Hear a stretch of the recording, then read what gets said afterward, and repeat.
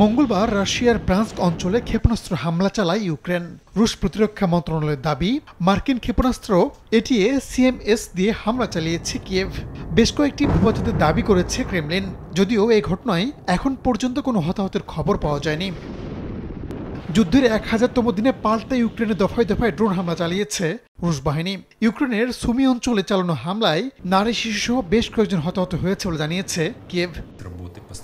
এদিকে নিজেদের পরমাণু নীতিতে বড় পরিবর্তন এনেছেন রুশ প্রেসিডেন্ট ভ্লাদিমির পুতিন। নতুন নীতি অনুযায়ী পারমাণবিক শক্তিধর কোনো দেশের সহায়তা নিয়ে রাশিয়ায় হামলা চালানো হলে পাল্টা জবাবে পারমাণবিক অস্ত্র ব্যবহার করতে পারবে মস্কো। মঙ্গলবার এই সংক্রান্ত একটি ডিক্রিতে স্বাক্ষর করেছেন পুতিন। এতে করে পারমাণবিক হামলার সংখ্যা আরও জোরালো হলো।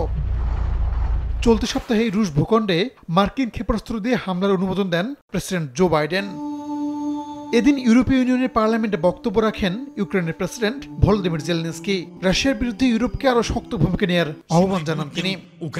রাহানুল রানা, সময় সংবাদ।